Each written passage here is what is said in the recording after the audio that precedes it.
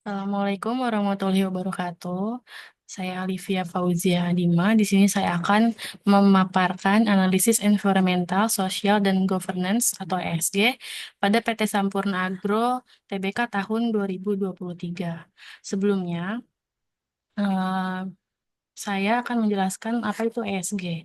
ESG merupakan singkatan dari Environmental, Social, dan Governance yang merujuk pada tiga kriteria utama yang digunakan untuk menilai dampak keberlanjutan dan tanggung jawab sosial sebuah perusahaan. ESG menjadi kerangka kerja penting bagi perusahaan, investor, dan pemangku kepentingan lainnya dalam mengevaluasi kinerja non-finansial organisasi. Eh, Lalu di sini eh, ada environmental, yaitu kontribusi perusahaan terhadap lingkungan. Yang kedua ada sosial, yaitu interaksi sosial perusahaan. Dan yang ketiga ada governance atau pengelolaan perusahaan untuk mendukung keberlanjutan transparansi. Yang pertama ada environmental. Aspek ini menilai bagaimana perusahaan berkontribusi terhadap perlindungan lingkungan, pengelolaan sumber daya, dan mitigasi perubahan iklim. Yang pertama pada PT Sampurna Agro ini ada pengurangan inisiatif dan kebijakan lingkungan. Ada pengurangan emisi karbon. Implementasi kalkulator for emission system atau SGRO membantu perusahaan menghitung dan mengelola emisi karbon. Hal ini menunjukkan keseriusan mereka dalam berkontribusi terhadap mitigasi perubahan iklim. Lalu yang ada pengelolaan limbah. Perusahaan mengeksplorasi cara untuk meminimalkan limbah hayati dari PKS. Upaya ini melibatkan pemanfaatan limbah sebagai sumber energi alternatif atau bahan baku tambahan.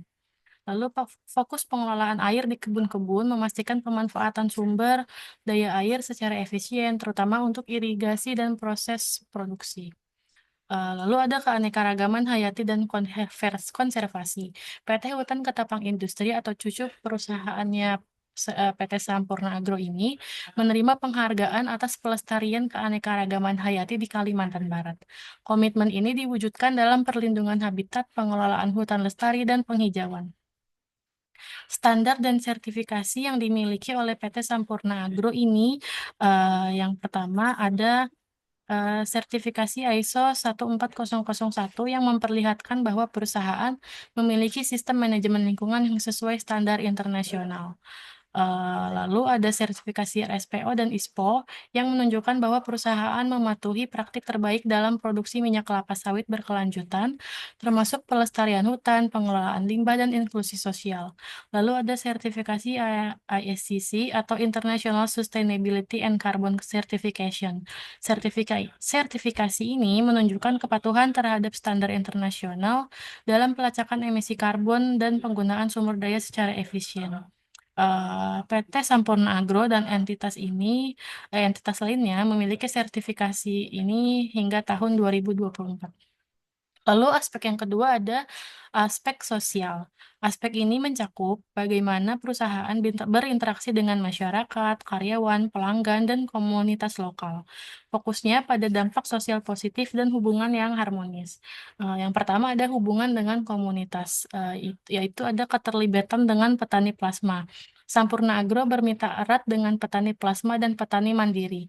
Program ini mencakup pendampingan teknis, pelatihan keberlanjutan, dan peningkatan produktivitas.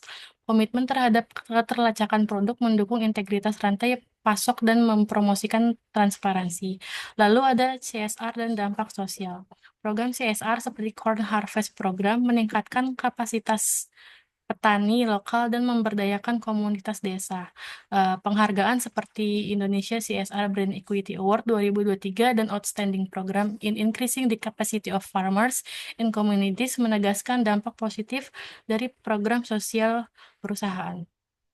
Lalu hubungan dengan karyawan dan kesejahteraannya di sini ada pengembangan sumber daya manusia, yaitu mengadakan program pelatihan rutin untuk meningkatkan kompetensi karyawan. Perusahaan juga fokus pada pelatihan calon pemimpin untuk keberlanjutan manajemen.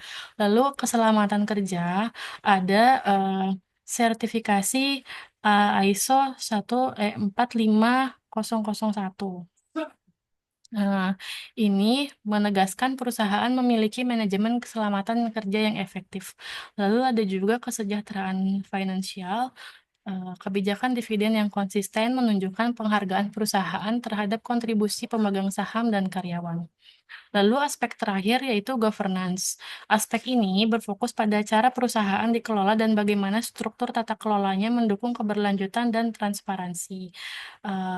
Yang pertama ada prinsip tata kelola.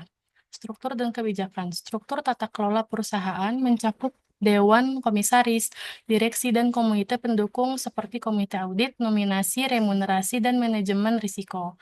Lalu ada kebijakan anti korupsi, transparansi, dan keterbukaan informasi memperkuat tata kelola yang berorientasi pada integritas. Lalu yang kedua ada penghargaan governance. Penghargaan dari IICD sebagai Best Equitable Treatment of Shareholder tahun 2023 mencerminkan kepatuhan perusahaan terhadap hak-hak pemegang saham. Peringkat kredit IDE untuk obligasi dan suku menegaskan stabilitas finansial dan kepercayaan investor. Lalu yang ketiga ada kinerja dan pengawasan. Ada dewan komisaris yang mengawasi inisiatif strategis termasuk digitalisasi melalui SIAP SGRO yang meningkatkan efisiensi operasional. Dan ada direksi yang menerapkan strategi pengelolaan biaya secara ketat, memungkinkan perusahaan tetap kompetitif meskipun menghadapi tantangan pasar global. Sehingga kesimpulannya adalah PT Sampurna Agro Tbk berhasil memadukan aspek ESG ke dalam operasi bisnisnya dengan komprehensif.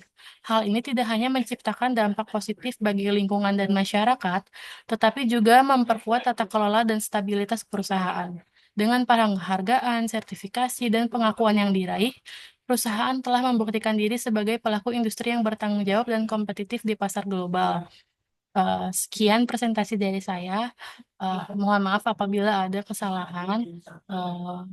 Wassalamualaikum warahmatullahi wabarakatuh.